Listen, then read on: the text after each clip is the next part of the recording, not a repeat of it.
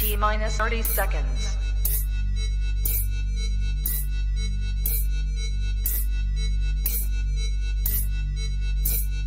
T-minus 20 seconds.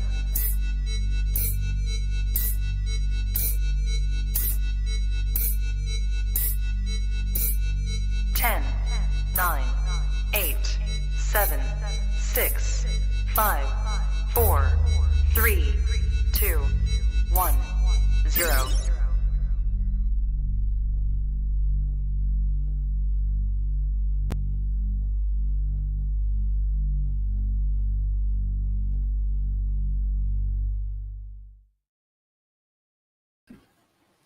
You are now tapped into the coolest reptile podcast in the world. Welcome to Trap Talk Reptile Podcast's Bat Snake Tuesdays. That's right. This night is back bi-weekly. This is episode 386, and I'm your boy, MJ. What is good, everybody? Hope everyone's having a great start to their week. First and foremost, if you're into keeping reptiles, either breeding, keeping, admiring, all the above, this is the channel to be a part of. So do me a favor, man. First and foremost, hit that like button. Smash that subscribe button, hit that notification bell, select all. You'll be on top of every single piece of content I drop here on this channel. Thank you for all the love and support. If you're looking for exclusive content, if you'd like to join a real awesome, tight reptile family, aka the Patreon, Trapper Patreon family, do me a favor. Go down to the very first link in the description below. Click on it. Join the Trap Talk Patreon family. As soon as you join the Patreon family, you get a link to the Discord, and that will tap you in with over 170 trappers. And we're all growing by the day, man. Thank you so much to all the love and support. Appreciate the entire family. Don't forget to support US ARC. It's very crucial to support US ARC. Shout out to Phil Goss. Shout out to the entire US ARC team. And shout out to you if you support US ARC. Shout out to you if you're going to Arlington, Texas next weekend, because that shit's going to be popping from what I heard. Not that I'm going, but I'm just saying it's going to be sick. So either way, man, stoked for tonight. All right. I do want to say that tonight's episode is brought to you by my boy Elijah and his wife Tiffany over at Juggernaut Reptiles. These two are just very inspiring when it comes to just being a power couple within the reptile industry. They do everything together. Real awesome family. But seriously, OGs in the game for sure. Especially if you've been around, you know who exactly Juggernaut Reptiles is. So shout out to the OG family members of Juggernaut Reptiles for supporting the trap. It means a lot. It's next level. Go to Instagram, type in Juggernaut Reptiles, follow them on Instagram, and also subscribe to my man's YouTube channel. He's OG in the YouTube game for sure, and I know he's coming back, posting stuff little by little. So either way, go follow my boy Elijah. Go see what he has available as well in the short tail game. If you're looking to get your hands like really cemented in the right way when it comes to short tails or bloods, this is it. This guy right here is cream of the crop, in my opinion. So let him know that MJ sent you first and foremost. Hit him up, and shout out to Juggernaut Reptiles. Yeah, I do want to say also this episode is brought to you by my quail hookup, freshest quails in the game. First and foremost, my boy Blake over at Blake Exotic Animal Feeders, and then legendary YouTube channel also, Blake Exotic Animal Ranch. So check them out on both. But seriously, if you're looking to get in that diverse diet for your reptile, which I feel like is crucial. I mean, giving options to a reptile I think is great. First and foremost, like just my own preference, I feel like. But I'm very satisfied with the quail, beyond satisfied with the quail that I get from my boy Blake. I'm going to continue to be offering quail here and there to majority of my reptiles, if not all. So thank you, Quail, for providing, or thank you, Quail. Thank you, Blake, for providing me with that top tier quality when it comes to quails. Appreciate you so much. Again, Blake Exotic Animal Feeders on Instagram. He's just now taking in a handful of new customers, but you got to let him know that the trap sent you, man. And he'll talk it out. Try him out. It's my boy Blake. Appreciate you, Blake.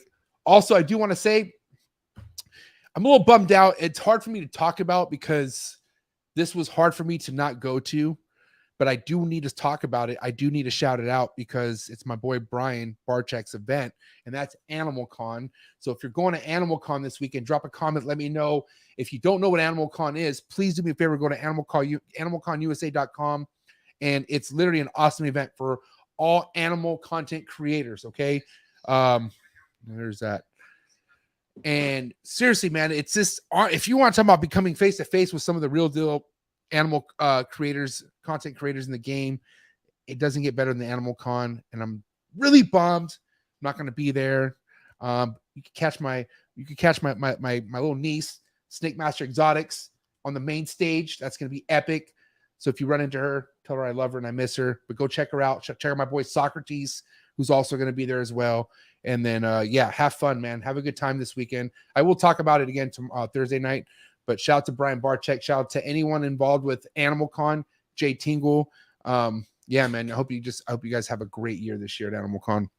And I'll for sure see you next year. 110% I'll be there next year. And guys, you can get your tickets at animalconusa.com as well. Go follow them on Instagram as well. Shout out to Brian Barczyk. And yeah, I'm a little butthurt, I'm not gonna lie. Next year. It's all good next year. By the way, guys, ship with the pros, and that's Ship Your Reptiles, the OG in the shipping industry. Thank you so much, Chad Brown. Thank you, Susie. Thank you, the entire Ship Your Reptiles family. We all going to win this together. I'm Team Green. You feel me? All the way. Let's go. Use what the pros use, and that's Ship Your Reptiles. #1 in the game. Thank you so much, Susie and Chad. I do want to say legendary things happening with Ship Your Reptiles. I think over 60 grand worth of chondros being shipped right now as we speak from Texas all across the country. The mayor, Bill Stiegel, of course, uses Ship Your Reptiles. So that should speak volumes for you right there. We're going to see how this goes. $60,000 worth of chondros. Imagine that. I don't even know if I'll sleep. Oh, my God. But you know what? He's in good hands because of Ship Your Reptiles. By the way, next time you're going to ship with Ship Your Reptiles, use promo code TRAPTALK. Save yourself $15. And yeah, man, thank you so much. Early birds, what's good? I do want to say, guys, stoked for tonight. That's all I got to say. Early birds, who's in the building? If you're in the live chats tonight, I see the live chats are cracking. Appreciate you guys. But if you're in the live chats tonight, do not be shy with any kind of super chats, man. If you want to drop a question, a topic, or you just want to get a shout out, whatever, any super chat gets priority in the live chats. Don't be shy. Let's get it cracking. What's good? Who's here? My boy, Row 5.0, Trap Talk Patreon member all day, every day. Miller's Menagerie, Trap Talk Patreon member all day, every day. My boy, Ad Dizzle for Shizzle, Trap Talk Patreon member all day, every day. The homie Jordan at Heartland Reptiles. Big things to come with my boy Jordan. We got to talk soon. But yes, Heartland Reptiles on Instagram. And be ready for this fool to hit up the trap very soon. Trust me.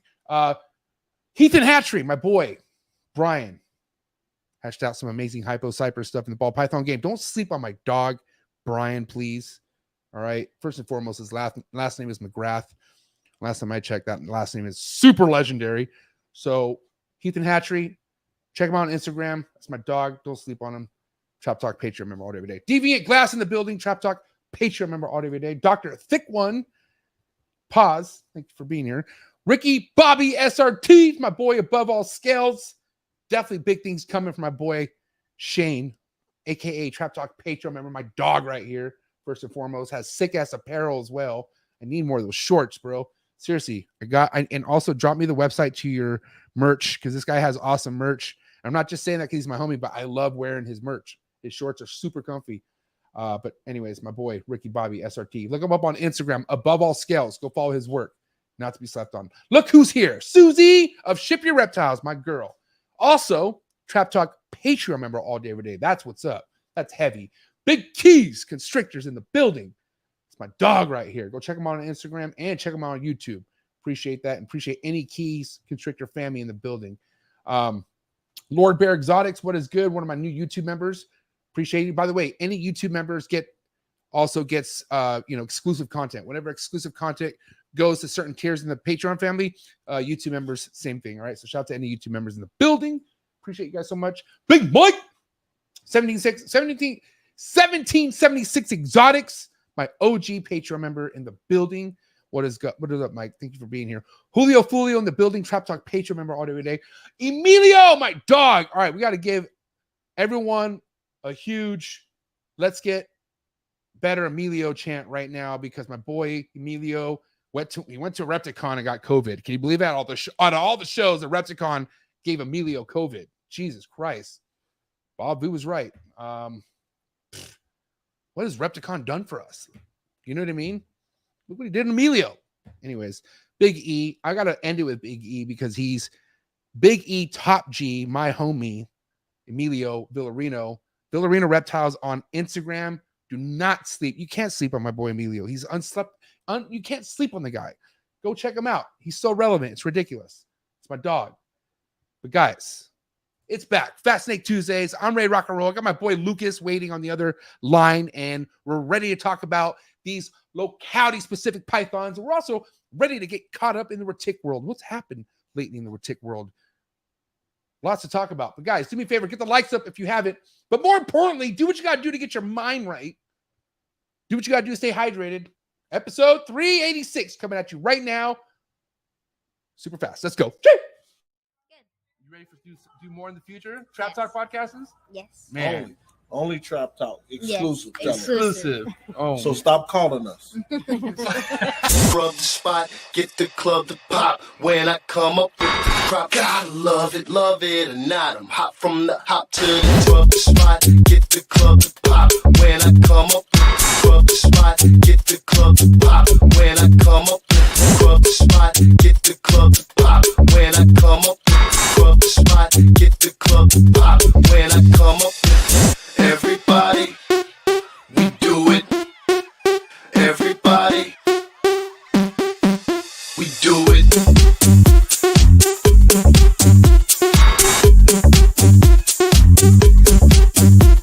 Do it. Do it. Do it.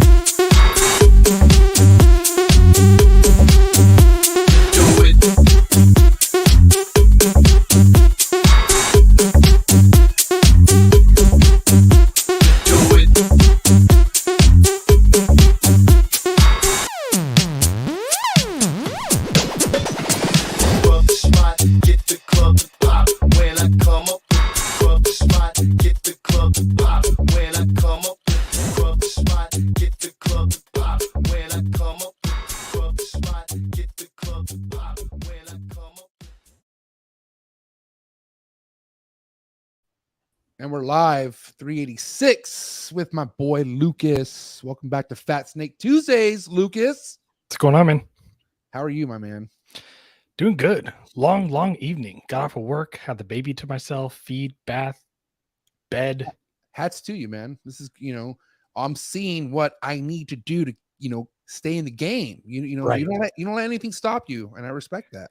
No, literally feeding her, got her in the high chair, running into the snake room, cleaning a couple, racks, running back inside. You good? She's like, yeah. It's just kind of one of those nights. Oh man. So I gotta ask you, man. Are you kind of getting, and we're going to get right into it. I mean, there's so much to talk about tonight, first and foremost. So I got to say thank you for being here, but I see you delegating a lot in the retic world right now. And I want to know how much of that's getting old to you. Like, and what I mean by that is because, you have a lot of great points to the stuff that you keep, like what we're going to talk about locality stuff and stuff that you're into. But man, what's up with the drama being so thick again? And it's like, it's bickering that I wouldn't expect from people bickering. And I'm like, why entertain and Rodney again when we know Rodney's gonna fucking do this to get exactly what he wants, and that's a reaction. And I just don't know how that sits with you. And you're a fucking father, you're getting your ass to this podcast, all sorts of stuff. So just curious how you feel about that. I mean, this one I was kind of over it from the start. Right. I saw it kind of unfold and I checked out. I got off of Facebook. I just tuned into, the TRL Patreon to kind of just get my snake fix. Yeah, I mean, this one was just kind of, and this one hit a little bit more closer, which is why I kind of just like distanced myself. A lot of it was on the Retic Alliance, which I admin. And there's a handful of us that admin that. But yeah, I mean, it's one of those things where, I mean, it's, it got tiring, but now we're at the point where, I kind of know the cycle. Like it flares up for like 3-4 days and then it dies down and then there's maybe another day or two and then it kind of goes away. And only one person could flare this up, and that's Rodney. Rodney's the only guy, and dude, he did good for a while there. Like, and Rodney, I know if you listen to this, I'm not saying I'm taking anything away for why you're upset. We know like it is something that triggered you, and we get it. But fuck, like it was pretty chill for a bit, and then I was wondering, all right, no memes, no none of that, and then it came back again full force. You know what I mean? Right. And as you dig tiny bit into what's happening, it all comes down to Rodney being mad about what's threatened, and that's his locality shit. And you know, I mean, not promised, but I said on this show how I was over the super dwarfs and all that shit, and I was kind of bitching because what happened. And, you know, I was bitching, I was complaining, but you know, after a couple of days and letting it simmer, I realized, is that really a reason to get rid of something that you truly enjoy and you love, like because you don't have that value that was once there? And I'm like, I'm not getting caught up into that, but I let it go. You know what I mean? And what I'm seeing is, I'm not saying like I said, not taking nothing against Roddy, but here it is talking about something that someone else is threatening to do to his shit that he works with. Right. You know what I mean? And I'm wondering if that is always the trigger with Rodney. It's threatened to tarnates or some shit, and then that's how you get him going. I'm just wondering. I mean, the way that it plays out historically, and you can look at it, it's one of those things where, you know, someone does something. In this case, you know, the original post was something that you know, seemed like it was a threat on the retic market, right? And so, you know, Rodney, you know, talks about people crashing the market and, you know, getting rid of animals and, you know, just kind of pummeling the market and what project though? Like, cause I heard it was a certain project that Aubrey works with that is not bombing, or I don't know what the phrase was, but like something that didn't work out for him. And in return, he's going to say, well, I'm going to fuck over your turnates or something. Like that's what's kind of like in the air. Yeah, it's so Aubrey kind of made an announcement that he was downsizing, right? And he was getting rid of animals. And you know, on the post, he made a, you know, comment about like, you know, motivated to move, right, or something like that, right? You know, the way that Rodney interpreted, and the way that you know, a few people did, was this idea that, you know, and you know, even for myself, right, because I bought an ocelot from Aubrey, right, and I spend a pretty penny on that animal. Yeah, it's really expensive snake. From what? So, I mean, is it still expensive?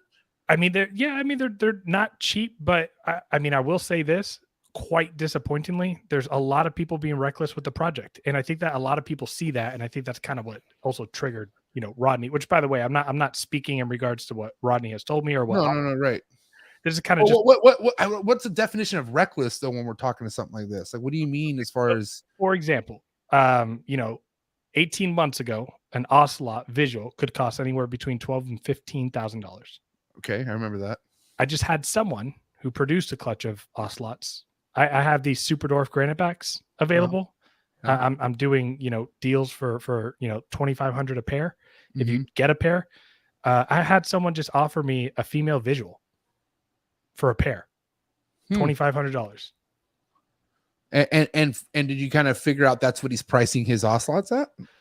No, so I the person who messaged me, I didn't even ask. I wasn't interested. I said no, I don't want a female mainland ocelot. I got a male mainland ocelot. But it's the idea that people are holding on. You know, they're producing, and this isn't the first time that, you know, this has even been a discussion in the retic industry, and we're seeing it a lot with a lot of you know, newer breeders. Is, you know, people end up getting big projects, and, you know, at a time like now when the economy's not doing great, you got to sit on $10,000 animals. Not a lot of people are coughing up the money for a $10,000 animal. And so what are people doing instead? They're getting rid of them for just things that they want, even if the value is drastically less.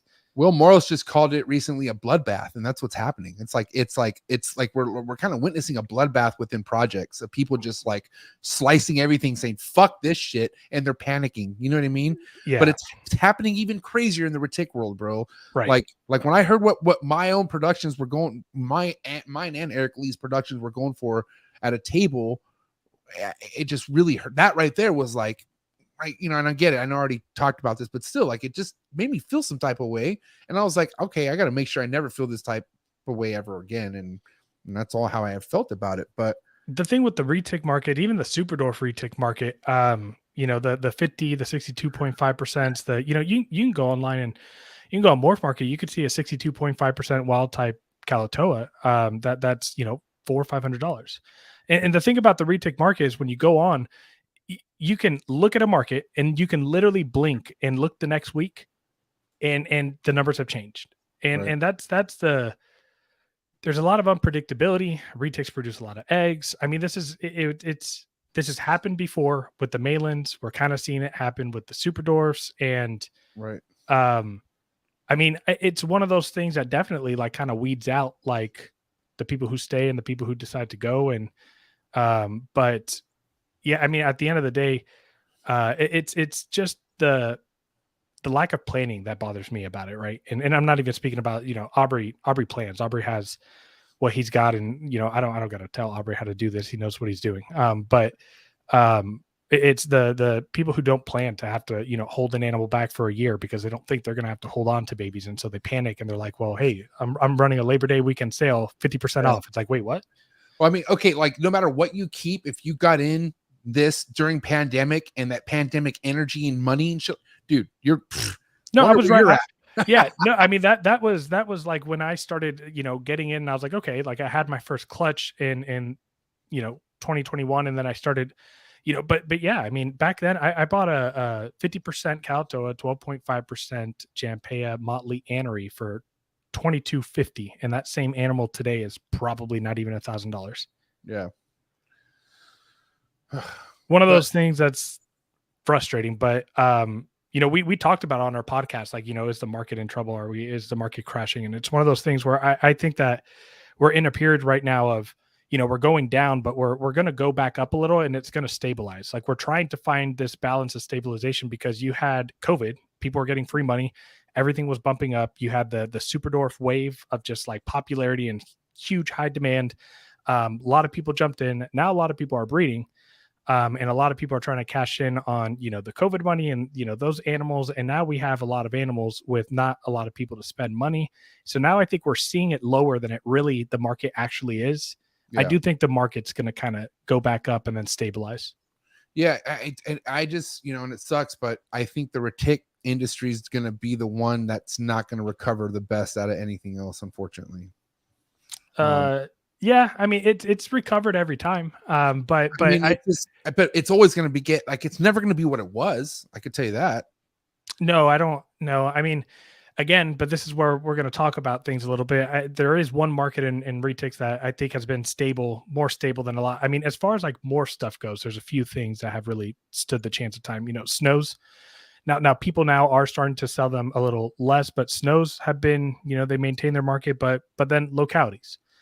You know, the Lacey Act, you know, as shitty of a thing that was, you know, it did help with stabilizing and increasing the value and appreciation of pure locality animals. Yeah, I mean, you said something for sure that it shouldn't be overlooked, and that's if you have your hands on something that not a lot of people have their hands on. You know, that's why I always give so much props to Eric Lee. You know, Eric Lee, I look at his shit and I'm like, oh my God, bro, like you're sitting on a fucking like castle of shit and he knows it. He's like, no, ain't nobody got this shit. Right. And I'm like, that's the position I want to be in. You know what I mean? But like he built himself that, like he's been doing it for a long time, you know, and he's stand loyal. He's been through all the ups and downs through the retic world. You know what I mean? Eric Lee deserves to be where he's at. But that's his thing. That's his game. I respect people who are at that level.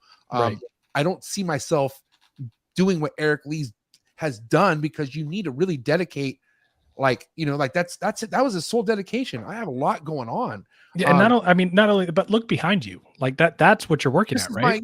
Right. Like that's what it is. Right. Yeah. So you're doing it, just not with the retics. Yeah, and you know, somebody told me, you know, you can't do it all, and I always thought like, oh, that's a challenge. But at the end of the day, bro, like if you want to master something, you know, especially if it's something that you haven't really even done yet, what do you expect to do if your mind's out, you know, trying to dabble in everything else? And I gotta say, I love keeping everything else. Just breeding everything is not really practical. I feel like, you know, and that's why I don't mind taking a break a year or two. If it doesn't make sense for me to breed any of my retics, I have no worries about it. I don't need to do it for a financial gain at all. I have other stuff for that. So I'm like, and I think you're also starting to see, as you like dipped into the retic community, it's also not like, you know, if you're popping in the retic community, it's still the retic community, right?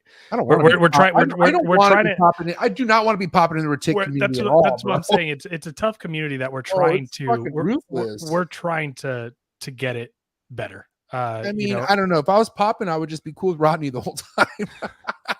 Like, hey, I'm good with Rodney. I don't give a fuck. You know, sorry for you guys. I don't fucking know what to tell you. Yeah, obviously getting on his bad side comes with consequences.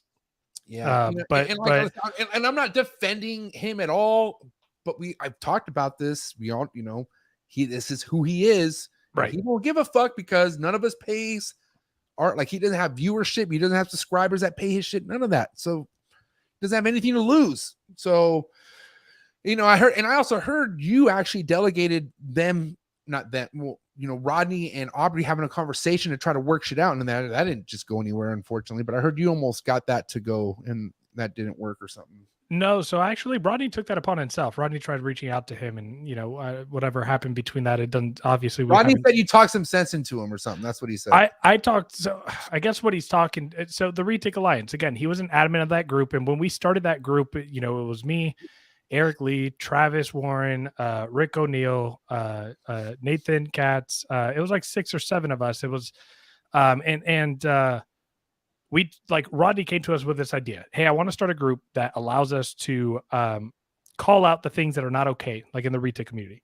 Right. And, all of us, like, he started this big group chat, and all of us were like, yeah, Rodney saying that about a group, like, we all were like, what's happening? And so we all kind of, like, we talked about the purpose of the group, and we saw the value in it, right?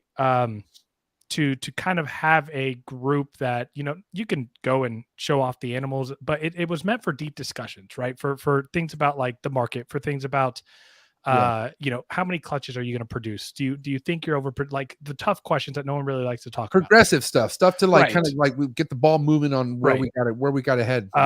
And so a lot of us kind of put a foot in the sand, and we told Rodney, like, and this was like shortly after all the Garrett stuff, and a lot, one thing that we were like, yo, no memes. Like, this was after all the Garrett stuff. We're like, no memes. He's like, you got it. I was like, dude, you could post anything you want, but, like, the moment that you start, like, being disrespectful and you just start being a prick, right? Like, I was like, that can't happen, right? He's like, yep. Sure. in Rodney fashion, when when something sets him off and he's passionate about something, he just goes off, and he started doing the memes on the group. He started doing all that. And so basically I hit him up the other day, and I was just like, hey, don't know if you're aware of this, but your actions have consequences for the people that you actually talk to. Right. So, and so you booted him. Yeah, not booted him. He's on the group, but all of us agreed, like, we put it to a vote on the admin chat. We kind of demoted Rodney. Rodney's not an admin anymore. And Rodney, you got demoted, bro. We took away the post that he made, and we're gonna try to get back to what that was. And my only thing for any of the Retake people that are gonna end up watching this is just don't poke at him, and don't keep, like, the moment that you poke an old story, it's going to flare up all over again, and we really don't need that. Well, only certain people could poke him too. Like, come on, how many people have talked shit to Rodney? He don't give a fuck. But when it's certain people doing certain things, and AKA ones that are more in the limelight, like, if you're in the spotlight doing fucked up shit, oh, he's coming after you. He don't give a fuck. Like, you know what I mean? But it's deeper than that. Like, let's be real. Like, there's shit that and it's kind of like, well, man, you're going down a crazy spiral after you talk to him for a while about it, but at the end of the day, it's kind of like, I don't know, right. And like you said, there's certain people you don't fuck with when they're passionate about certain things, and like I said, I just admitted that the Super Dwarfs isn't my foundation, it isn't my glory project, right? But if it happened to something like this, let's just say, for instance, Miss Willie Lines became my thing. God bless if that were the thing. But let's say that happened, and I'm selling them, and then I see it, and I saw Miss Willie Line. First and foremost, I told myself, if it was that important to you, you should have went and bought those snakes off the table, because they were cheap enough. They were cheap enough where I could have bought those fucking Super Doors back. But something in me that said, fuck it, I don't give a fuck, right? But if that was something like this, right? And then I knew if somebody I despised had it, and then they wanted maliciously give it to somebody I don't like or whatever, bro. Yeah. Like, that's how I could see, it's getting personal, and so, but listen, it's not, first and foremost, not my, I'm just shit. That's right. That's kind of where I was at with this, and to kind of sit in the back watching this play out, but at some point it got ugly too quick in this, right? Like Rodney was very quick to start pulling out the ugly shit. And, I don't know, again, Hopefully Paige can turn. I really don't know what Ronnie has up his sleeve. My crazy thing though, bro, is like when he does go straight from like 0 to 100, I want to see how do you argue what he's getting mad about? Like he's kind of like it's fucked up, but it's kind of like, well, is there could be some explanation what he's saying at the end of the day, kind of. Like I said, I don't know Aubrey. I met him a couple times, but I'm just saying, like, if it was me, I would want to clear that shit. I would want to like, okay, first and foremost, you know what I mean? But so hear me out. And I can confidently say this because I've had this conversation with Ronnie about a dozen times. Right. Rodney can be right 1,000% of the times. But if he continues to deliver the message the way that he does, no one is ever going to hear the message because of the delivery. So that's what I'm saying. Like everyone has told Rodney this. Like every like it's on a bunch of posts, but like it's the idea that he could do a lot of good, right? And even if he decides to like debate a lot of shit and argue, right? But he makes good points at things. He has a lot of knowledge. He knows a lot of history.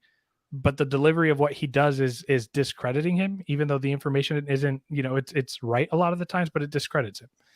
You ever heard that saying, a power overdone becomes a weakness? Yeah. Or not power, excuse me, a strength that you might have. And if you overdo it, it becomes a weakness of yours, Yeah. And Ronnie has points, but the way he comes at these points, no one listens. No one listens. It's gonna just, and the thing is, like, I mean, I'm not listening, but I'm also listening, I'm like, right. It's kind of like, I hate looking at it because it's always like, God damn it, here we go again. You know what I mean? But do you want to know the rhetoric of the retail community? Sure. Like the thing that blows my mind the most. Yeah, I want to. And I hope you turn this shit into a clip. the That's up to AI, buddy. Right. The subconscious, like unknown, unconscious hypocrisy that the people in the retail community have with Rodney is absolutely ridiculous. Because here's the thing: everyone, like 90% of the retail community, is like, cancel Rodney, get Rodney. How do we get Rodney out of here? Aubrey's solution was to crash his market. Let me get all the turnates right. Like that's what he was threatening. I don't know if he was going to do it or not. I really don't think. So that's what it was. He was. Yeah, that was legit. He legit threatened to crash the turnates. Yeah, I mean, he made the post. He basically. I didn't know he made a post. I had no clue. Yeah, he made the post that basically said he had a turnate in his hand, and he basically said, I'm gonna. He's like, hey, if any of you want any turnate crosses or any turnates, I'm gonna be producing a bunch. I'll give them to you for free. Wow. Bro. Oh man. So it's distasteful, but at the end of the day, I really don't think. I don't think Aubrey would do that because I think Aubrey knows like what reticulated pythons are, and you just don't give away retics for free. Bro. He's playing the game, right? He's playing the game by posting shit like that, and right. That was the poke, right? That was the poke. But anyways, back to the clip worthy comment. The unconscious hypocrisy that happens is the idea that let's cancel Rodney. That was Aubrey's idea. Garrett was telling people, you vote with your money, right? But people have been trying to get him out. And the funny thing is, it's so easy. Rodney doesn't go to shows. He doesn't do anything. He's on social media. So how do you get rid of him in the industry? You can't cancel somebody who doesn't want to be canceled. No, but you just block him. Imagine if the 90% of the people that wanted him gone blocked him. No one would see Rodney's petty, bro. He has like 17 fucking fake accounts that he's ready to log in. No, I mean, I hear that, but what I'm saying, the hypocrisy and where it comes from, and like, again, I don't even think people are aware of it, but it's like, everyone talks mad shit about it, but all you have to do is block it to get it out of your feed, to get it out of your life. And guess what? You stick around for the popcorn and the show, and you eat it up because it's entertaining at the end of the day. You kind of just described this show in a way too. People talk shit about me and all that, but they come and watch my show because they want to watch it. So it's like, hey, listen, at the end of the day, you're fucking here to watch, I'm not going to say I'm anything like Rodney. Fuck, I'm just saying I could be. I mean, fuck, I could. That's why I can almost like. I'm not saying I would like to be, but man, if I never really kind of took my shit serious and like wanted to be a better person, and I'm not saying anything at you, I'm just saying if I didn't give a fuck, I could see myself going that deep end, which I'm glad I'm not, because it's no way to live a life like that. And Rodney, I'm telling you right now, man, there's a better way to live life, and it's not really going about it this way. And I'm, do what you want, but man. Being a public figure, being a public figure comes with its downsides because you gotta, have a public image and it can't get too bad, right? And that's pressure, right? Like he just doesn't give a shit. And like that, to me, that sounds like at times kind of sounds like it alleviates you. But look, okay, let's say in a perfect world when he reached out to Aubrey was like, fuck it, let's just squash this shit. How much of a better world that would be, to have Ronnie and Aubrey on a podcast really talking about shit. Like, I just like, come on, can we really just graduate from where we're at now and just kind of like see where, because the Retic needs unity, the Retic world needs unity more than anything right now, bro. And as much as people want to talk shit about Rodney, the Retic world could really use Rodney, but good Rodney, like Rodney wanting to put game into the world type Rodney, not this type of Rodney where he's just going for blood. You know what I mean? That's why, like, I don't know. I kind of like, I'm over here hoping for a fucking Hail Mary and hope that he does turn the corner and kind of puts all this shit aside and whoever else puts the shit aside. And we just kind of like, let's kind of fucking bring the powers together. Like, you know what I mean? And just, you know what I mean? In a perfect world, but obviously we're humans. That's what I'm saying. I've been telling people for a long time, like a lot of people, and I love the idea, right? But a lot of people in the Retic community are peace and harmony and love. No. But like, I think we all genuinely want that. But if we sit back and we're realistic, like I think we need to like kind of have realistic expectations. And I think what can happen is we just got to be okay with people having their own opinion, or even if they say something that's wrong in your world, we just got to, like, at the end of the day, I've come to realize, like, for myself, like I'm a locality snob. And I made that video about the TK Kalatoa stuff, TK Superdorf, and I stand by it because no one has been able to produce evidence that supports where we can trace back to importation, which is my standard, right? You stand by what officially? What are you standing by right now? That we don't have enough information that TKs are actually Kalatoa. The TKs that we know that are out there came from undocumented bags on the first shipment and second shipment from Bob Clark. So it was never that Kalatoa wasn't a thing. It was the fact that the TK line was considered a Kalatoa, and that seems to be not the case. Yeah. There's no proof. There's no proof, at least. You can't trace them back to importation where the importer says they're Kalatoa. So who was lying then? That TK guy was lying then? He's the one that was fucking selling wolf tickets? When you go back and you look at the post, it seems like he was calling things pure Superdorf, and then he took his pure Superdorf Anery wild caught male and took it to a daughter of that animal. And when the eggs hatched, this is all still, I included pictures on the episode. He decided like that he said the sire was the wild caught Anery, but he called the babies Kalatoas, not Superdorfs. But there potentially is new information out there. We're waiting for it. I had a long phone call that I don't really want to get into, but I spoke with Garrett, and he's working hard to trace back and find some information. And so I did not state this as a fact. This was a, hey, let's slow down on the TK Kalatoa because we could potentially ruin Kalatoas in the country. Right. And if someone finds information that shows that they are, I would be happy. Well, that'd be good. That'd be a good thing because we could just go back to normal programming. But let's just say it's not what it is. Right. What would that? So basically, what would happen then? Like, are we talking about everyone would need to come up front about their TK line and be like, it's not TK, or like, I'm just curious. Well, what would happen? I think a lot of people will probably continue to call them Kalatoa. Some people will maybe take a step back and just call their stuff Superdorf, right? If it's a cross, right? Mm-hmm. But what a lot of people don't realize is the value of the animal is still the same. Like it's a line that has been bred for over a decade that looks phenomenal. They're some of the best Superdorf animals out there. They stay small. Are they smaller? Yeah, they stay small, man. And so so anyways, going back to the lesson I learned, or that I'm trying to incorporate is I have standards. And if other people don't have that same standard, right? Like if people call something that is like a pure locality, and in my mind, I'm like, I know that line doesn't like, I gotta just, let them do what they're going to do, and I'll do what I'm going to do. And like that's where I think people, that's where we can find is when we stop applying our morals and our standards to the community. Yeah. But I mean, no matter what we do about that, somehow toes will be stepped on. And that's the thing. Yeah. Like how people could react. Like you said, if you're really grounded and you're believing in your projects, who gives a shit what someone else does? Because first and foremost, you attract people who want to work with your specific stuff, and that's up to you to build relationships with your own customers and let them know who they're investing in. Like, let them know, like, not to badger anyone else, but like tell you that what you're buying from me is this legit X, Y, and B. Like, this is what you're guaranteed. And even tell them what to look out for, like be careful. Like it'd be, just falsifying stuff is like something you should want to police within your own projects for sure. Again, this is why I understand Rodney sometimes. Like this is all he has. You know what I mean? I know he has stuff at home, but I'm saying as far as for the reptile game, like this is his bread and butter. Right. So that's why I get it. I know, and that's kind of where I'm at, right? Like I can, and that's the reason why, like, I'd say probably like 90% or plus of my locality stuff is F1s, because I can, it's not a far cry to see where they were imported from. Right.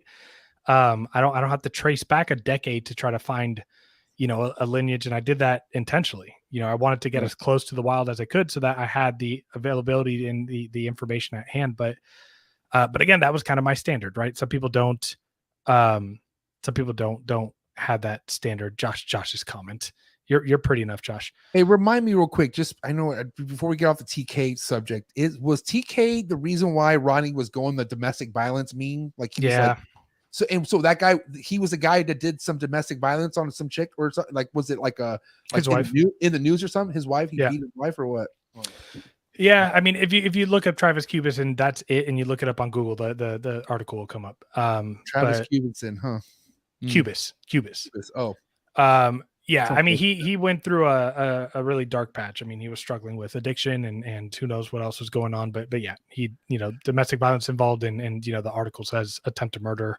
But yeah. And listen, before we get off that subject, I can't help but to hear things that happen within the industry. And, one thing that we always want to just remember, as much as we're policing animal keepers and how they keep their animals, we need to police fucking humans in this goddamn industry. Like, if you see someone who isn't morally right, or just does something that isn't like going to make this industry look better, you fucking do something about it. And one thing about, and I'm not going to I'm not going to specify the specific show or what shows are, but like, fucking girls being harassed and being fucking grouped on and shit like that. And whatever, dude, but that kind of shit is fucking trash, bro. Like, I unfortunately heard something really disgusting today, man. And it really did something to me because it's pretty close to home and it's within this industry. And I just got to say, man, we should stand up against piece of shit people. Not only people, like, even if they're great animal keepers, if you're a fucking piece of shit person, we should not allow that around what we have going on. You know what I mean? I mean, plain and simple. I don't, and I get it. We all go through addictions, but go get help. Go fucking figure it out. You know what I mean? Right. And that's it. That's all I got to say on that. As much as we're looking at the best animal keepers in the industry, no, look at the best people in the industry, like people with fucking good morals and not disgusting fucking behavior. You know what I mean? Yeah. Yeah. I mean, even, you talk about, Samson Pruitt, obviously not a great human being, but, everyone always talked about, but he had great animals. And it's like, well, if that's the standard that we're buying from, then, we're putting, don't get me wrong, like, we should all love these animals to death, but at the end of the day, we're all human and we should be putting human first. Right.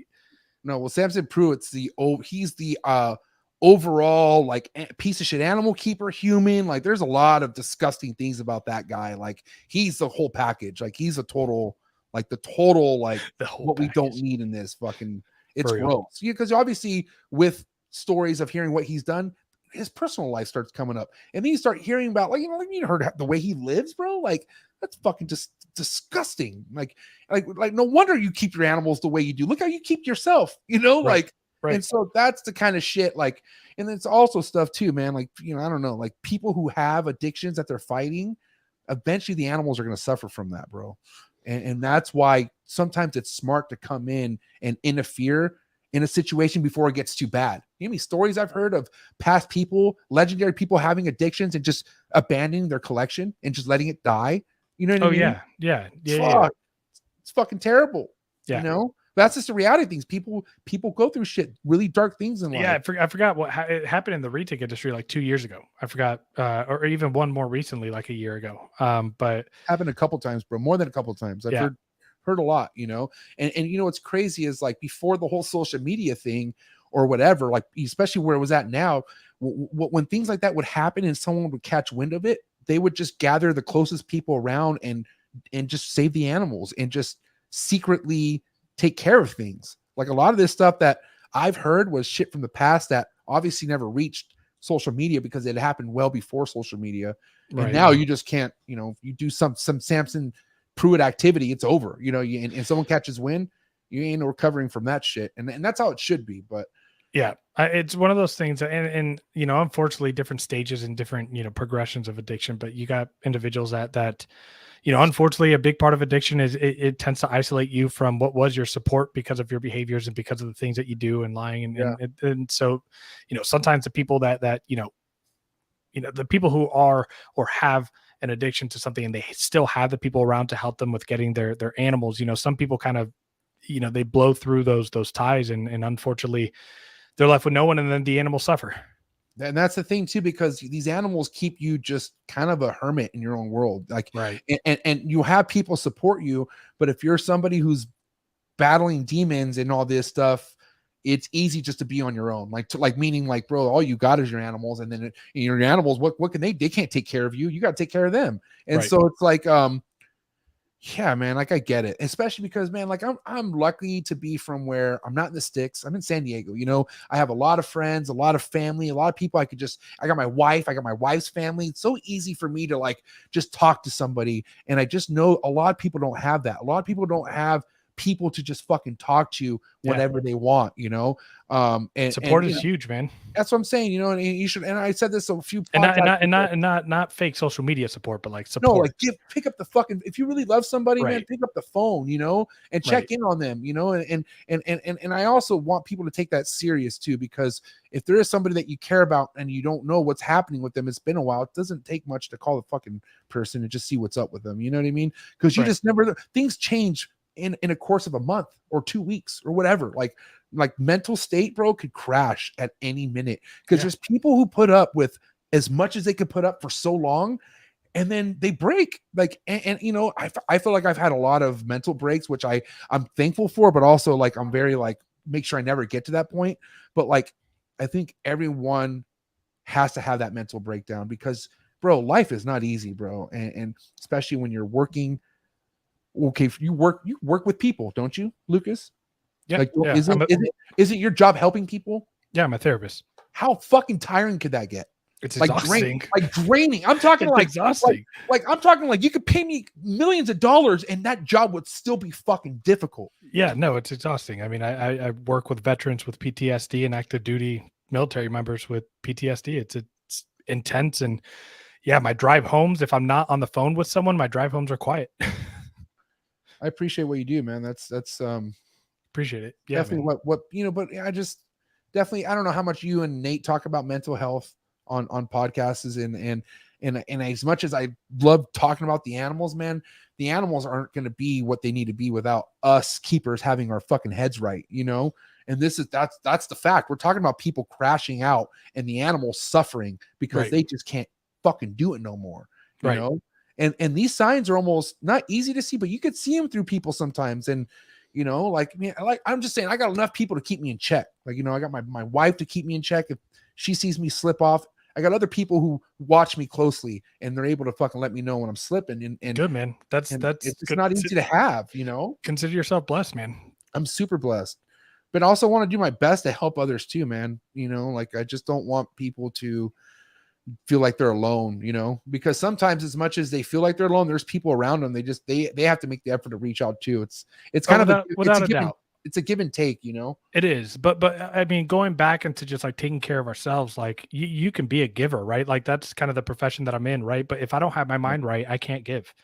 Yeah. And so it's put yourself first and foremost, and when you do that and you're at your peak and you're doing well, you can give so much more. You can't pour out of an empty cup, right? Yeah. You want to know the biggest enemy for most people, bro? If not everybody, is comfort. People are people are so reliant on comfort. Bro, And that's me right now getting back to the gym. I need to get back. I don't want to hurt, bro. I'm telling. I get like that too. Trust me. I have gone so many different ways of like going in shape, getting out of shape, and I'm not gonna lie, because of my injuries, becoming a dad, like it's been really easy not to go work out. But holy shit, has my life felt better? Oh, dude, it's a game changer, dude. But it's just you gotta. Like, the whole thing when you tell yourself you don't want to do it, that's when you do it. Like that's, you look at that as like the energy boost. Like once you're telling yourself you don't need to do it, that's when you do it even harder. And how many times have you pushed yourself to do something you don't want to do? When you do it, you're happy. Like you're like, no, totally. You're so stoked. And that kind of how you build momentum. You just got to force yourself. Some people don't even want to force themselves to do anything. And it's like, right. Like, and mind you, there's people who get to the point who can't even force themselves to fucking change their snake's water, or even force themselves to change anything. Like go clean your snake room. You can't even force yourself to take care of your animals. That's crazy. That's crazy. That's clinical depression, man. That's crazy. And that's common, unfortunately, because people get to that fucking crazy darkness. And anyways, it's just definitely nothing to be looked over. And especially right now, because of us recovering from COVID and all that, like people are crashing left and right mentally, bro. It's bad. Like the kids that I work with, and that I see, this post-COVID anxiety, this post-COVID, there's so much going on. One of the most common things that my younger clients come in and they talk to me about is, a lot of kids that, 6 to 9 years old are having fears that their parents are going to die or not come home. And it's not just like one or two. This is like, I'm talking about like just dozens that I've seen over the last 2 years during COVID.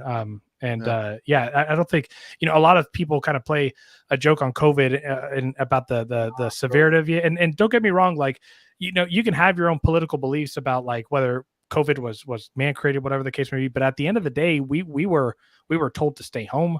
We were social distancing. COVID was designed to break us. Right. COVID was, and I'm not trying to go down to this fucking theory. I'm just saying COVID showed exactly how weak us Americans, if not humans around the world, are. You know what I mean? And it's unfortunate because whenever us adults, or whoever was fucking listening to the news and all that shit, the kid was right there to listen to it too.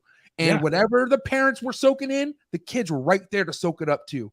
And that's why it's and dude, we're talking innocent kids, bro. You know what I mean? Yeah. It's not their fault either. That's and also they didn't understand. They're being asked to wear a mask because if they don't wear a mask, they can get really, really sick. And grandma's in the hospital because she didn't wear a mask. And I mean, there's so much that happens. That was a result of that. But it is. So take care of yourself. How old are your kids, Lucas? Remind me. I only have a daughter. She's 2.5. Oh, 2. Okay, so she's was too young for this. So thank God. Yeah. When I say kids, I mean when I was talking about the kids that I work, I'm talking about like my clients. But yeah, on the topic of mental health, just throwing it out there. Don't especially you men. Go talk to someone. It's okay to go talk to someone. Go see a therapist. Go get your mind right. And not only that, you don't have to have anything wrong with you to go talk to a therapist. It's my life. It's objective support. That's all it is. My wife, and she's hearing this, she's gonna be like, motherfucker, because she's been telling me because I haven't gone to my therapist in like almost 2 years. Because like I felt compelled and great where I was at, but honestly, just talking to someone who has no really like relation to what I'm doing. It's a completely like, dude, no ties. I'm just listening to what you're saying. And that's good. It's good to have in the mix. So it is. Yeah. It and is. I'm definitely gonna make that appointment tomorrow. Right. Sure. We call ourselves mirrors. Like all we are is mirrors. You're talking to us, we're reflecting back, and you're gaining insight about yourself because you're talking to someone who has zero tie and zero like motive in your world. Yeah.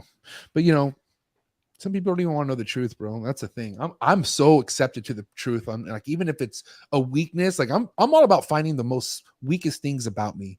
And I'm trying to like fucking find out what I could do about them. But don't dig too deep, man. No, I mean, trust me, I know the lines. I know where to stop. I'm talking like stuff that's on the surface. I'm not trying to dig deep. There's just a lot of stuff that's floating up top. So I'm trying to like pick all that stuff. But I'm just saying, like, a lot of people are so scared to even see that shit, like, and because they can maintain their job, they can maintain their life, and they're happy in their little world. But that's when it's like you're mentally going to push yourself to the edge, Right. Because unhappiness is unhappiness. I don't give a fuck how good you are at acting. I don't give a fuck what you can do to portray your life on social media. If you're unhappy inside, that shit's gonna catch up to you, bro. It does at some point or another. Yeah. So that's why I love what we do, man. Because listen, I keep what I love. I love my wife. I love my family. I love everything around me. And that's what people need to remember. You need to surround yourself with stuff that you're just crazy about. And if you do that, you're in a good place. And you want to know what craziness is? And I was kind of reflecting about this like last night. But you love these animals when you still want to be with them every second, even though there are days where all it does is the most stressful part of your entire month. Right. And you still enjoy being with them. Yeah. Because it's that love-hate thing, bro. And it's not really a hate, but it's like everything you do that makes you stress, makes you know the worth behind it. And I want to give props to you, which, I think we kind of shift gears now and kind of get into some locality talk here finally. By the way, get the likes up if you haven't already, because we're going to leave the dark side now. We're going to get into some locality talk. Right. Everyone come back. Yeah. And I want to give Lucas some flowers, man, because I've noticed you have a RHACS system going on, full fucking decked out for your holdbacks, right? And I want to talk about what you have exactly going on in there and what was the motive behind doing this and whatnot. Let's talk about it. Right. So I have one of the like 55-inch ARS racks that they're meant for, quote unquote adult boas.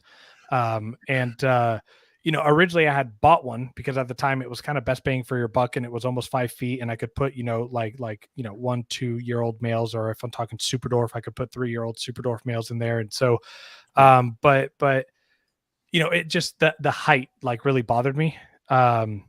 And that height, like it didn't have enough. And so, I really can give a lot of credit to, the new keepers that are coming in. Like one thing that's been good about the super dwarf craze, you've had people coming over from all walks of life into the whose collection is that? That's nice as fuck.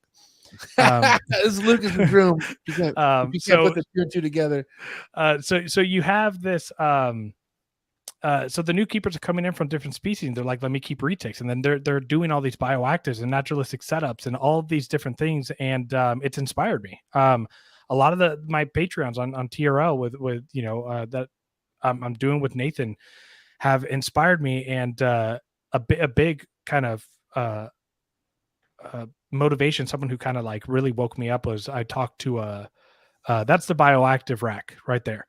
That's what I'm talking about. This is sick as fuck. This is cool. Yeah. So basically what I'm doing with those is I am so that's Nathan's girl right there. I bought that for Nathan, but yeah, that's going to be my holdback rack where any of my holdbacks. You bought that snake for Nathan?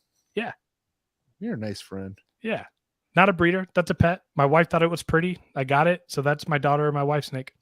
Wait, I'm so confused. I thought you said you bought it for Nathan. You bought it from Nathan. No, from Nathan. Yeah, I'm still nice. I still supported him. That's a pretty snake. What is that? What are the morphs on that? That's just a tiger. P.H.A.T anery, 100% het albino, 68.75% Calatoa, 6.25% Jampea. Okay, yeah, it was all unnecessary, but thank you. You asked. It's a nice looking snake. Yeah. So I have only 2 males left in that rack that I'm going to be. I'm getting upgrades and I'm going to be putting them in enclosures.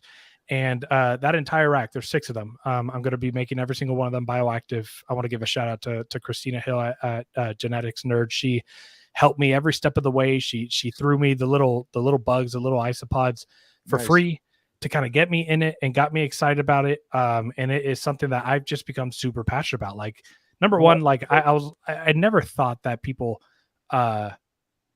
anybody who talked about isopods, I was like, you guys are crazy. You're spending $25 on a fucking bug. But ever since I got my first package and I put them in there, like I'll open up that rack and I'll say hi to her and I start looking for the bugs. I'm like, where are you? Like, I want to see them. Like, it excites me. I love roly-polies too, man. Right?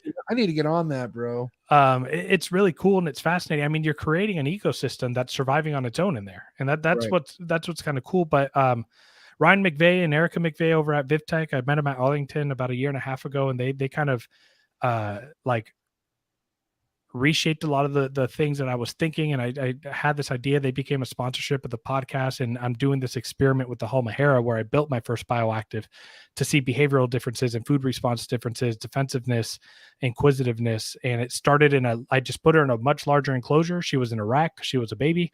put it in a much larger enclosure. And at first it was naked, just had a couple perches of sky hide and paper, and it started progressing into bedding, and then, you know, the UV lighting, and then UV with bioactive setup. And the differences that I've observed, like they sold me. Like I see my snake basking under UAV or UV. I see my snake perching on branches on you know, on the floor. Like before, when it was bare and I had either bedding or paper, she was always in her sky hide. Now that there's wood and there's dirt and there's leaves and there's texture on the floor, she is just like, she's all over the place. And so that kind of inspired the rack.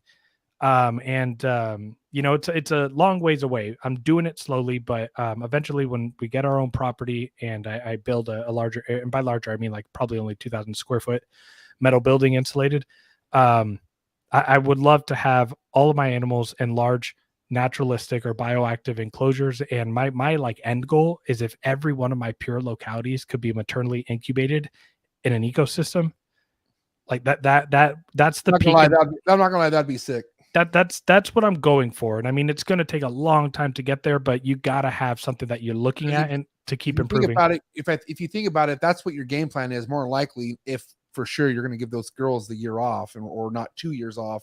So you're not going to be over stacking or overdoing shit at all.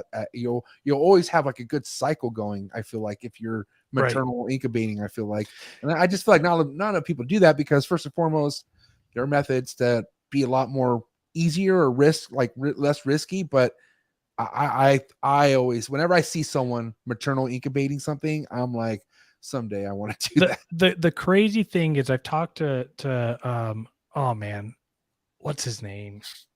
I'm gonna forget, but I've talked to this dude that you know would maternally incubate with retics, and he would offer the females like so with maternal incubation, they're not on the eggs 24/7. And anytime he was in the room and would see the female off of the eggs, he would go thaw out a rat, a little small meal, right? And he would go to offer it to her, and she would take it and go back to and then she'd go back to the eggs. That's so it's not like they don't have to not eat anything at all, right?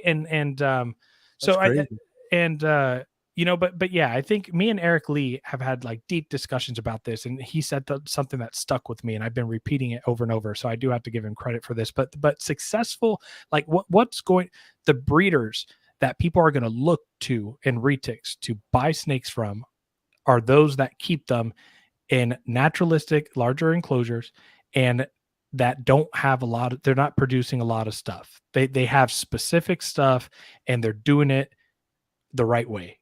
That's where we're going to, because again, we've had so many new people come into the retic industry from other areas that are doing it the right way, and they're changing the game. And it also just kind of pumps the brake for anyone who wants to come in, because if they kind of like go, like for instance, this is kind of speed things up here. Let's say you're well into like this phase that you're trying to get into. Whoever the customer is buying a snake from you, especially if it's a new keeper, right? They're going to do what you're doing. They're going to follow exactly. And that's how it should be. That's why you as a seller out there should want to go ahead and groom these customers, because literally they're learning, for the most part, they're learning firsthand from you, you know, and whatever you do, you should be prideful enough to want to pass that down to the next keeper.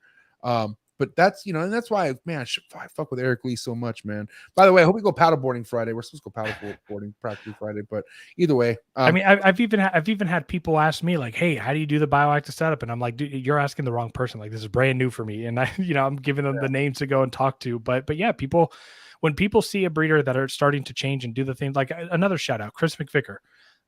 This dude's been doing this forever.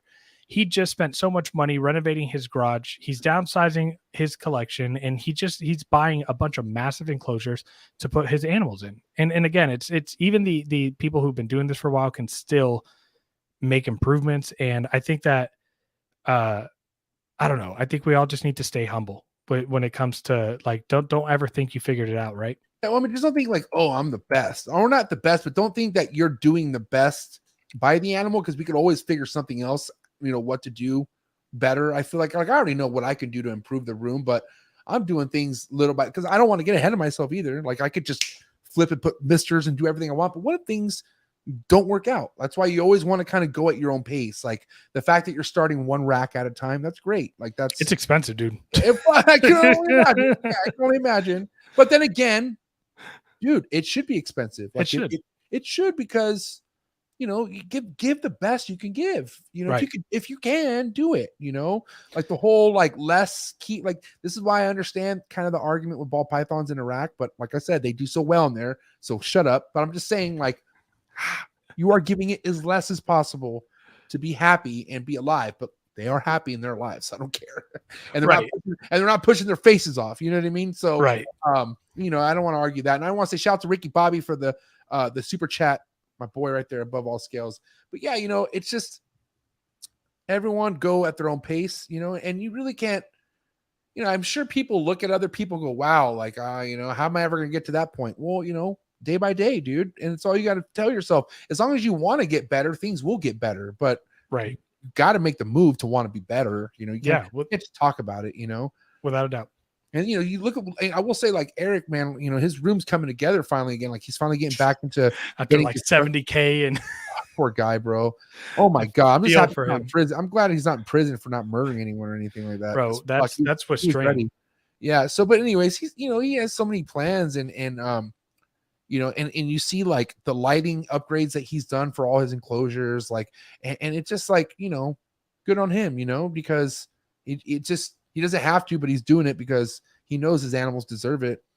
Right. So you always want to do what you can at your own pace. Don't let anyone fucking make you feel bad. Just do what you can at your own pace. Exactly. And that's why I'm starting slowly. And that's why I'm saying, like, the end goal is like so far away, but I am going to get there. And that's why I have to have that vision, because little steps, little by little. But Eric Lee, man, he's been doing this.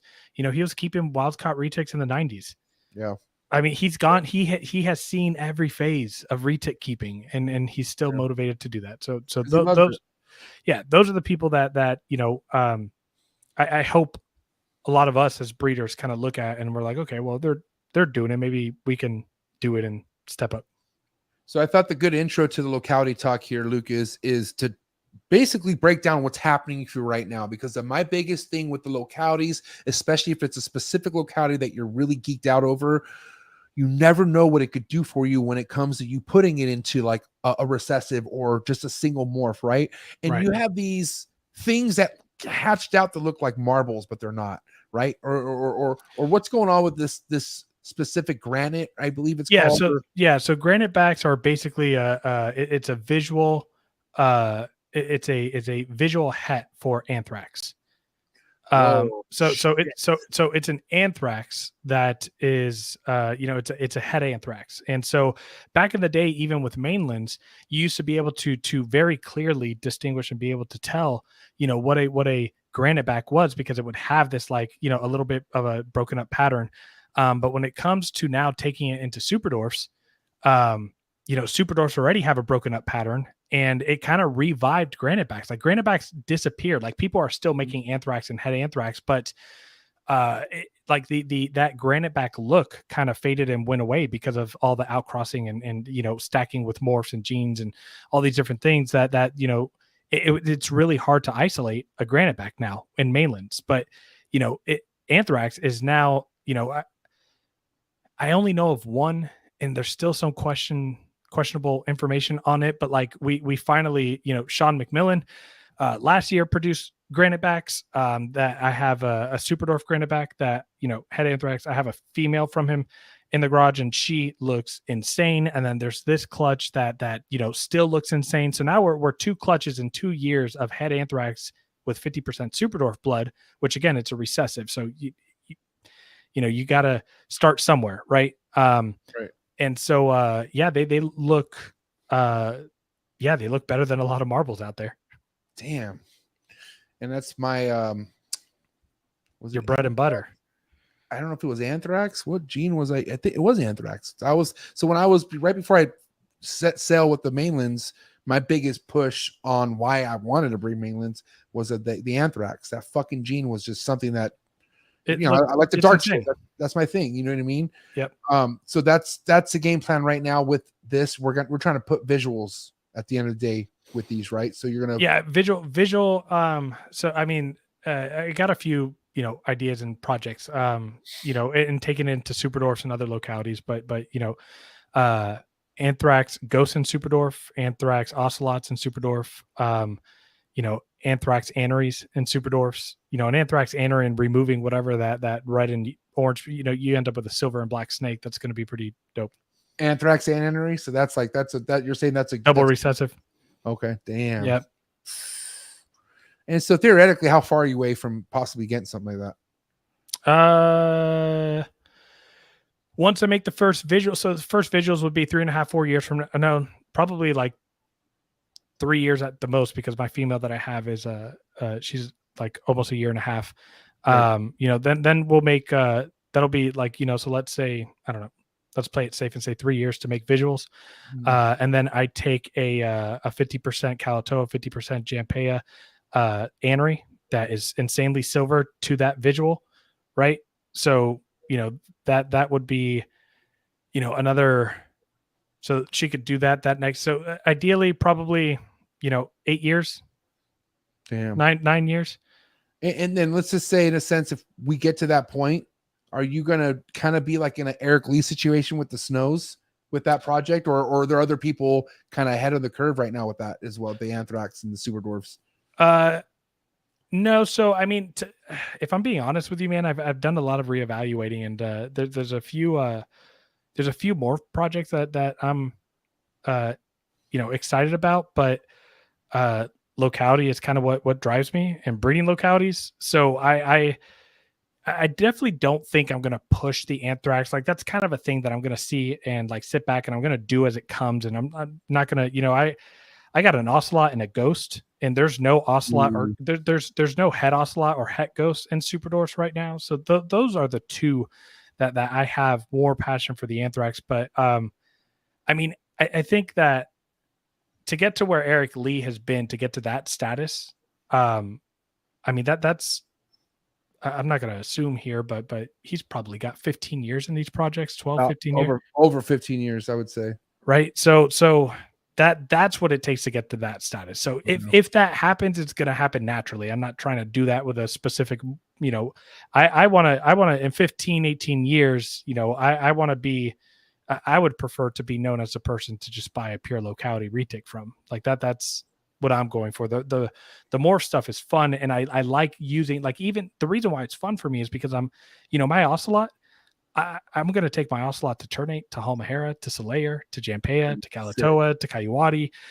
And I want to try to see what the best. What looks best, right? Exactly. So that's kind of, I like it, bro. That's what I'm talking about right there. I like to play science that way. Like that's what I like to do. I want to try to pull the best of a locality to just make a single gene or morph look amazing. Yeah. Because at the end of the day, I'm so not sold on this fucking percentage shit. I'm really not. Like I get it. You could go ahead and track the parents, but you could go ahead and you could make your holdback fucking small parents too. Okay. And I figured right. that out. But I'm not going to ever just jump on something because of the percentage of shit. And what I mean by that, my game plan, what I feel like, and this is what it is right now. But for instance, like I have 4 holdbacks from this year that I love. I'm like really happy on how they look. They're 50% Calatoa. No, it's a great clutch. Yeah, I'm gonna raise these snakes that I like up to where they need to be, and there's 4 of them, right? So I'm thinking maybe getting them each individually a male. That's my favorite locality. Ternate male, a Slayer male. Don't pass up on the Slayers I got on the way. They come once in a blue moon. Wait, hold on, slow down. What? I got a Gravid Slayer right now. You have a Slayer that's gonna give a clutch? I have an F1 Slayer that is massive, and she's about 20 days away from laying. I'm in. I'm in. No, I'm serious. I'm in. Give me mail. I'm in. Whenever, God bless. Everything works out. Yeah. I'm in. Oh my God. They're tricky. They're not easy to breed. And what often happens a lot is females slug out. And a lot of people, there's Saputrii subspecies, and it's the same with Sulawesi's. There's something about Solaire Sulawesi's, and that people just, they're not, you can't just reproduce them like you can with any other, like mainland or whatever the case may be. So Halmaheras too, bro. I want the Halmahera. Yep. Yeah. That's probably one of my favorite. I would say Ternate, Halaham. God damn it. Halaham. Why can't I say it now? Halmahera. Thank you. Halmahera. And what was the other one? Ternate, so Halmahera. You struggled with this the other night when you were talking to your boy Diego. The Slayer. That's Yeah, I was okay. But you mean Kwati? Kayuwati. Yeah, that's you said Kayuwati, you said Slayer, you said there was one you were stuck on, but the one that you didn't name was Halmahera. So that was the missing link. Yeah. Amy asked what's in my drink. I got Glenlivet 12. Damn, man. I wish I could drink on my show. It's been a long time, but it's okay. Life's been easier since I haven't been drinking on my show. I realize that. So I'd rather just drink afterwards and just pick up the phone and talk shit. It's a lot easier that way. No kidding. Shout out to Jordan, Heartland Reptiles. I want to kind of switch gears real quick. First and foremost, thank you for the super chat. Fat Snake Tuesdays are the best. I think so too. This one is top tier. Just got an F1 Kalatoa from Lucas, and he's pumped. We're talking about new keepers coming in the game, super jacked, and just making good impacts right off the get go. That's my guy right here, man. Jordan. Dude, Jordan, I like this guy a lot. Jordan is a great dude who's provided me a lot of support. I'm excited. He's got insane. He's got like aluminum enclosures that he's building that the design is insane. And I'm actually going to be picking one up in Arlington. And I couldn't be more excited to kind of see if it, how it functions, how it is, because if you can, if everything goes well, an aluminum enclosure, that's a lifetime cage. So I'm excited to get my hands on them. Yeah, I couldn't help but to geek out his design, and I'm curious how the aluminum is going to work out, but he's already tested it, he said, and anything that's light that can move, anything that houses something big is kind of ideal, right? That's why I love Focus Cube, because they're beautiful. I had Diego over here the other day helping me move stuff around, and he's kind of like, oh man, are these gonna be heavy? No, they're fucking light as shit, you can move around. Now I'm sure I heard this is even lighter than PVC. You know what I mean? Yeah. And what's great for me, right? Because like my biggest question, I've talked to him about this, is just how heating works with aluminum and stuff. But what's great for me is I keep my retics in ambient, so I don't have to worry about external heat. Right. Oh wow, there you go. So the whole room is controlled then, as far as how you even during ovulation and all that, you don't spike up everything. Whoa, dude! Did you drop this knowledge on the last podcast we did? I don't think you did. I've had my garage set up on ambient starting in March 2022. No hotspots. Even for a gravid female. Even for a gravid female. What's crazy is my garage can be 82 degrees and I will temp her body and it's 86. They work. What's cool? What's the warmest room your room gets? I mimic, like I've looked at the islands of Indonesia, and I kind of my whole thing about my garage is I've tried to mimic Indonesia. So I have a humidifier and a dehumidifier. So I tried to have two seasons, right? I'll have a drier season and then I'll have a more humid season, and I allow my outdoors, like during the summer in Texas, not a good time to. So that's kind of like a little bit of a drier season, right. And then vice versa during the rainy season. And so my humidity at most, it gets to like during those times we'll get to 70, and then the dehumidifier kicks on, and then other times it'll get to like 55. That's kind of like the drier time. And then what do you use? What do you use to humidify your room? Do you have like a huge humidifier? Or what do you use? It's one of those like vapor, like, so it's a humidifier that, it's not even huge. It's probably like 2 feet wide. It's a 2 foot square. It doesn't like blow off the mist or anything. And I just have to, the humidifier, it's every like 2 or 3 days, I just fill the tank back up. And then with the dehumidifier, I get a notification on my phone when it's full, and I just empty the water out in the sink and it goes all over again. And then so why do you have both going? I'm confused. Why would you want a humidifier and a dehumidifier at the same time? Checks and balances, right? So if the room gets too humid, the dehumidifier kicks on. If the dehumidifier gets too dry, that's why it didn't work out for me. Right. You gotta have both. Game changer. Dude, you just dropped some serious light game changer on my head right now, bro. Right. Why didn't I think of that? That's why there is it's funny because anytime you buy something on Amazon or something, you have like, okay, well, other people bought this. And I was like, why the fuck do I want to humidify? Right. It makes sense now. Dude, like we recommend you buy this. I'm a ditz. Because as soon as this room was brand new when I fucking I designed it. And so it was instantly dry. Like, I guess anything brand new is like, it's going to be nothing in it. And I was desperate for humidity. And so I got the humidity or the machine, right? But I was just pumping out fucking just and like it was like getting all fucking just disgusting in here. I just didn't like it, and I think it was because it was overkill. And wow, I gotta find out what like exact. I forget the name. There's certain type of humidifiers that don't blow out the mist, like you don't see it. That's what I have, because I would be an angry asshole if I had that mist going on and it was 84 degrees in my garage, and I would be pissed. For sure. But as far as temperature goes, so I run a mini split, a heat pump that I have a smart thermostat connected, and so my what I do is, throughout the year I have I looked at the temperatures of Indonesia, and right now I'm messing with 79, sometimes 78, or intentionally if I go lower, right? Like that's my low spike, and then that's when I'll switch gears with the mini split, and I let it climb up until it hits like 80, 84, 84 and a half, and then I kick back on the AC, and it's like a daily progression of I'm trying to recreate Indonesia. Damn, that's epic. That's where the green tree pythons are going to go too. Yeah, I'm sure. I mean those temps, 79, that's ideal ambient for a chondro. You know what I mean? But I mean, I'm honestly, do your thing. I'm curious if you could get away with this with chondros, this ambient, no. And motherfucker, you better take this energy into chondros because I want to see this now, bro. Again, I'm gonna say this time and time again. Like I love retics, and that was like the first snake that I got back into after keeping all childhood and everything. But bro, it's been over a decade of me nerding out on green tree pythons. I just never pulled the trigger, and I was still a little nervous back in 2018 when I got a retic and my first snake since I finished college and graduate school. I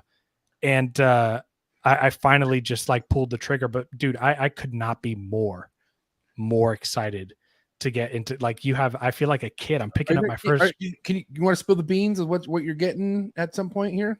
Yeah. In 2 weeks, I'm picking up a sickness line Neo from Bill Stigall.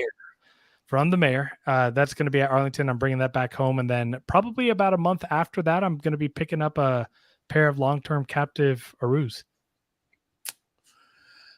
So proud I've read and heard that they're those hatchlings are a bitch to get established.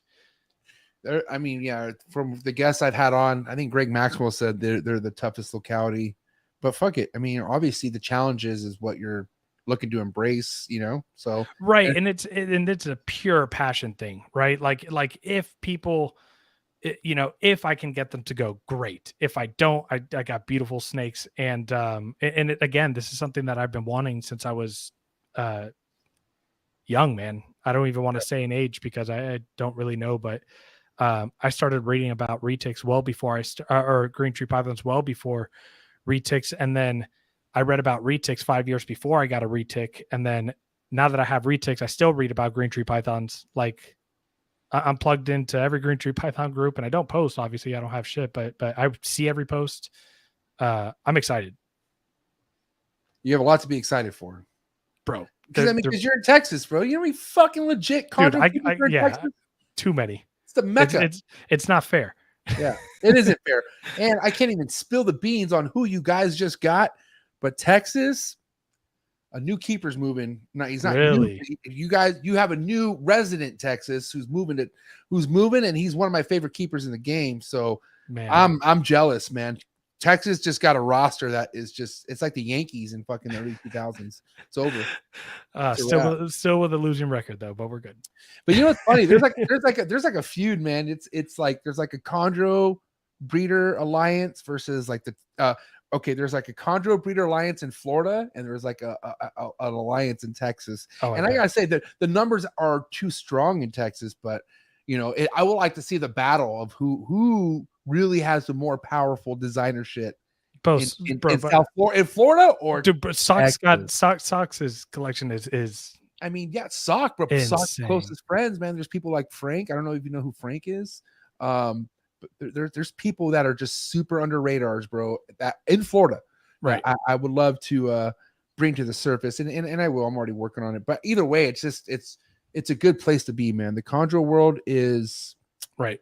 It's a delicacy, man. But it's like it's something that people like it's kind of like, oh man, do you remember as a kid you saw someone else do something you just wish you can do it? Like that's Right. what the Condro King Right. is. I grew up broke. That was my whole childhood. In a sense, yeah, man. Like, you know, I got a Razor scooter like 6 years after all the neighbors had one, and by that time they were tired of them. I was like, damn it. dude, I mean, I grew up very, blessed. Like my dad gave me everything I wanted, but man, I just remember kids I grew up with that just weren't as fortunate. And I just was like, sorry, man, like, wish you could come. Right. It's kind of like, but you never know, you can get there. And so I don't know. It's just kind of like, it's a cool place to be, man. But listen, I have a wrap up topic, if you don't mind, real quick. Yeah. And I'm just curious of what your game, we were talking about people getting in their feelings. Obviously I was one of them, Ronnie, not happy with the Turn 8 stuff. With your projects, what are you doing to protect your own stuff? And mind you, like if it ever came down to it and your productions were wholesaled on the table, how would you take that? And I'm asking for advice right now, so I'm just curious what your game plan is and whatnot. So when I do breeding partnership loans, it's so the way that I do it is, if I'm working with someone, the snakes all come back to me. I'm going to sell them, or one of us are going to sell them, because, creating competition and splitting the clutch, it doesn't make sense when you're selling the same animals that you two both work together to do. And that's kind of my perspective of it. But, I just, there is a lot of people that are, undercutting projects, and again, I just spent $12,000 on an ocelot 18 months ago.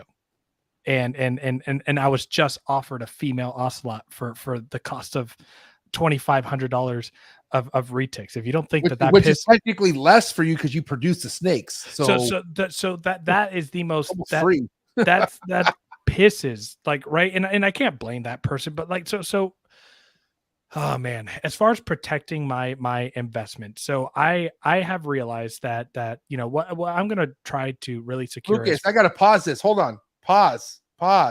This has to be a glitch in the matrix. There's no way we have 36 likes and there's 60 people watching. Is it the lighting of Lucas's background that's illuminating so much where you're forgetting? Dickhead. What is happening right now? Can we please get the likes up? Lucas is ending this podcast so fire right now. Let's get Amy. Thank you so much. Amy Burner, ladies and gentlemen, calling you guys out. That's a TRL Patreon member. Well, she's awesome. Good for her. So yeah, I mean, I really, what I care the most about, like, as far as like protecting investments go, is my locality stuff. And as long as, I can back up the information of my locality animals, I think my animals are going to continue to maintain value, because there's a lot of people out there that don't hold the standard of being able to trace back to importation. And a very good example of that is the TK Calsto. Like, everyone has just thought that the TK Caltos were Caltos. No one bothered to try to look back. And then when you look back, you find out, like, where's the beginning? You find the beginning, and it ended up not being what we thought. And so,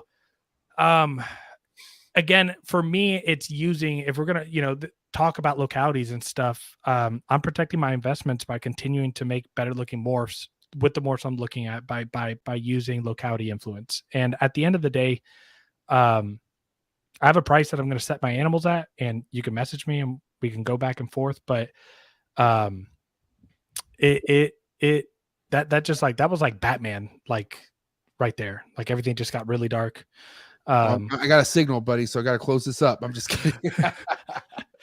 But yeah, man, protecting investment's important to me, and I'm doing that through utilizing localities and just making sure that my animals are traceable. I'm developing a website now, and on that website, it's going to have information on every animal that I have that has every pairing, and I want to be as transparent as possible, and I really think that you can protect your investment by trying to, I mean, husbandry. We talked about husbandry and doing there's a lot of things that I'm doing to try to create a brand and an image, right? And not like an image to like look good or anything, but like just, there are things that I'm doing that I'm realizing are creating positive attention.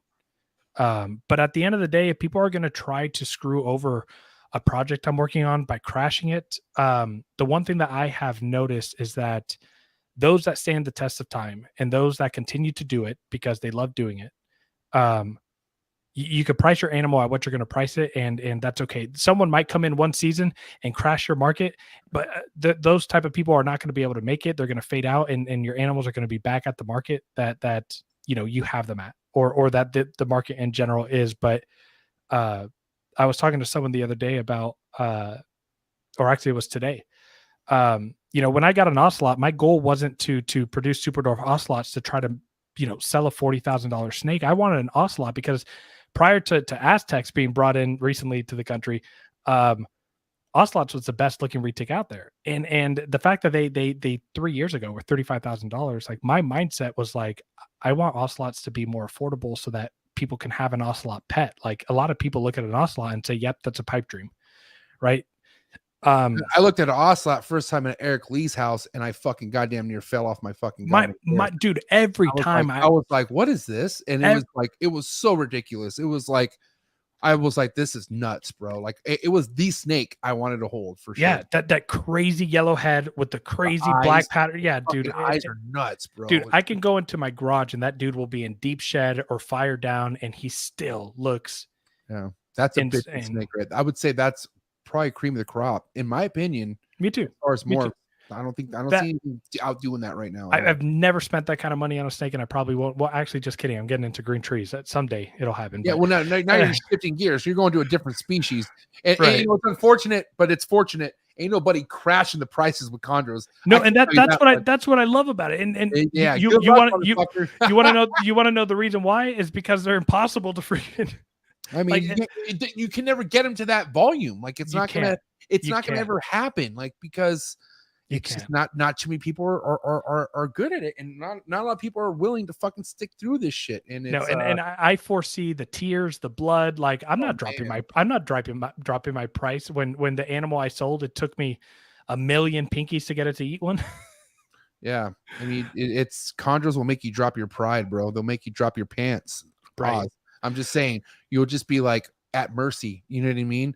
Because you'll realize, as much as it's difficult dealing with a neonate dying, you're just gonna want the parent to stay alive. Like you appreciate that what you try doing, at least the ones the sire and the dam, as long as they're alive, we're okay. And I always tell myself that just because I want to feel better, but also that's the truth. Like as long as without what I put them through, they're alive and they're I'm okay with that. You know what I mean? So right.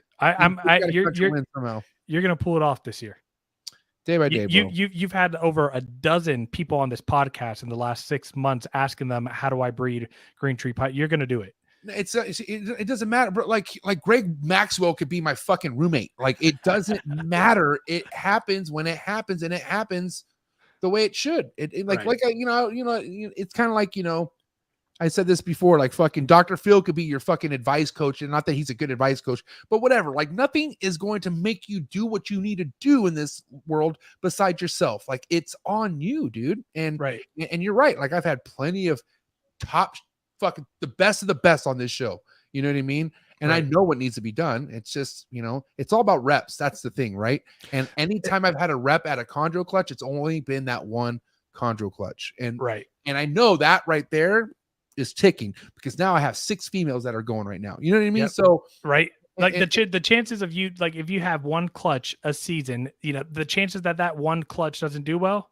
Yeah. Right. But if you have 6, right, it's totally different ballgame, bro. Yeah. And mind you, like there was so many, I mean, like I could pinpoint what it was at each time. And each time it was basically something that I fucking did. You know what I mean? So the stability, buddy. I mean, we got to get a nice looking clutch into a stable incubator and just leave that motherfucker alone. And I guarantee, if I get that opportunity again, that's what I'm gonna do. That's what's gonna happen, and we'll see. We'll go from there. Right. Whatever. I'll share it all. I always share my heartbreaks on here, so I don't give a fuck. Right. Yeah. Green chondros are they're market crash proof, because it takes too much to and they don't. I don't know, like right now, Bill and Patrick are having freakish years, and they're only producing 6 clutch, right? Like they're having insane years right now. And that, like for a retic breeder, that's a walk in the park. Yeah. Right. Yep. So yeah, I mean, protecting investment is one of those things that you do have to worry about, but if you know what you have and you stay true to it, and you also just have to price realistically, right? Like you can't be 30% over the market, every single time, unless you're providing something like way above and Depends what beyond. you have. It depends what you have. Well, If you got something that nobody else has, you can do no, what you want with it. but if you have something no one else has, you're creating the market. I'm talking about if you Right. have what people have, and you're like listing like, it at 30. Yeah, right. No, I Right. see what you're saying. Um, but mind you, there's, I think one thing I love about the Conjure community is like, they all kind of look at how they price things and everything. There's certain levels to these reds and shit like that. And then that if you're spending this kind of money on this red, it's because it's going to turn a certain color, and that's what you pay for. You know what I mean? Right. So that's why it's all case by case, but really, like, you could get your hands on a beautiful captive born and bred chondro now for less than $2,000. You can get it for like $1,800, $1,500. And like, bro, I mean, that right there, I mean, the biggest thing is getting something well established. And that if you do that in the chondro game and you don't accidentally neglect it, you're going to be fine. It's going to be a great experience. Like, I would be totally okay with Bill keeping my snake longer to get it more established. The only reason why you gotta get your hands on that shit, bro. I was gonna say the only reason why I want it here, because if that thing starts to change colors over there, I quit. Like, I'm not only that, like, you want to take care of it at the youngest age. That way, you're capable of taking care of a small Neo like that. You know what I mean? And anything that leaves the Steagall's fucking compound is goddamn solid as a fucking frozen Snicker bar. I don't even know why I said that, but I'm just saying. You know what I mean? A frozen Snicker bar is hard. I've done it. Yeah, it'll break your teeth. It's hard. Yeah. Hey, listen, hour and a half went by quick. We had just shy of 70 people tapped in. TRL, which I love the initials TRL, reminds me of fucking MTV TRL. But the Retic Lounge on YouTube, guys, please go subscribe to this guy's podcast, because no one's putting out relevant Retic content like this guy is in the podcast world. So I really think you should go check out him and his boy Nate. So keep doing your thing. What do you have to say to all your love and support out there, though, Lucas? Yeah, you guys showed up in the comments. A lot of Patreon members on there. I appreciate it. And I don't know. I keep challenging me to do better and to grow, because that's kind of what's kind of taking me on this new journey. Is I see people doing things. It's challenging me, and I appreciate that. Awesome. Can't wait to have you on the next show, but have a good night, Lucas. Please, guys, like I said, subscribe to his YouTube channel, The Retic Lounge, and also follow him on Instagram. God damn it. The Lab Exotics, Lab_Exotics. That's actually in the description below, so you can catch it. But guys, do me a favor. Give it up for my boy, Lucas. Ladies and gentlemen. Thank you. Appreciate Lucas. you. Good times, man. I'll talk to you soon. All right. Later, man. What a great podcast. I thought this was a lovely Fat Snake Tuesdays. If you enjoyed tonight's show, please hit that like button, hit that subscribe button. Hit that notification bell, select all. You'll be on top of every single piece of Trap Talk Reptile content. Thank you for all the love and support. Don't forget, if you listen to this podcast on all the audio platforms such as Buzzsprout, Apple Podcast, Spotify, don't forget to rate, review, and subscribe on those platforms as well. Also, guys, thank you for all the love in the live chats. You guys were beautiful tonight. And if you can, please get that likes up before you head out. And also, just a reminder, if you're looking for exclusive content, if you want to come join the Trap family, go down to the very first link in the description below. Click it. Join the Trap Talk Patreon family. As soon as you join the Trap Talk Patreon family, you get a link to the Discord.